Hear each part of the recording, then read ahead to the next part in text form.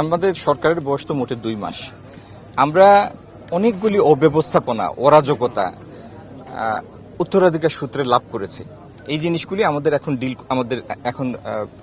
Deal করতে হচ্ছে, মোকাবেলা করতে হচ্ছে।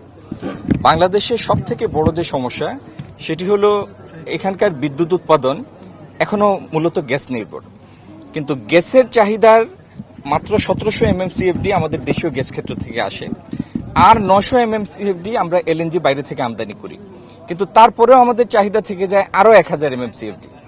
এখন সরকার অর্থের সংস্থান করতে পারলেও বাড়তি 1000 MMCFD এলএনজি আনা সম্ভব হচ্ছে না, কারণ এটি যে রিগ্যাসিফিকেশন হয় এটির জন্য ফ্লোটিং যে ভেসেল লাগে এফএসআরও, সেই এফএসআরও আমাদের মোটে 2টি এবং এদের দৈনিক ক্ষমতা হচ্ছে 935 MMCFD।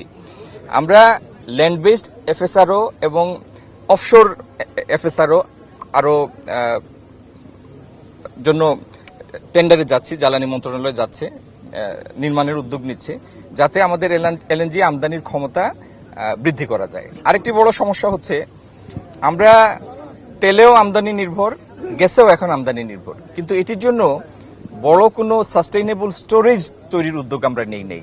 এই সরকার এই অব্যবস্থাপনা, এই অরাজকতা বা বিভিন্ন বৈশ্বিক পরিস্থিতির কারণে যে সারা দেশ জিম্মি হয়ে পড়ে, এই জিম্মি দশা থেকে দেশকে মুক্ত করার জন্য জ্বালানি মন্ত্রণালয় অগ্রাধিকার ভিত্তিতে ইনশাল্লাহ স্টোরেজ ফ্যাসিলিটি নির্মাণের উদ্যোগ নেবে।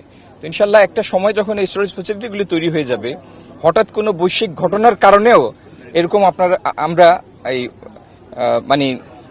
চাপের মধ্যে পড়ব না। অন্তত 1-2 মাস সেই বৈশ্বিক পরিস্থিতিটি মোকাবেলা করার মতো টুলস তখন আমাদের হাতে থাকবে।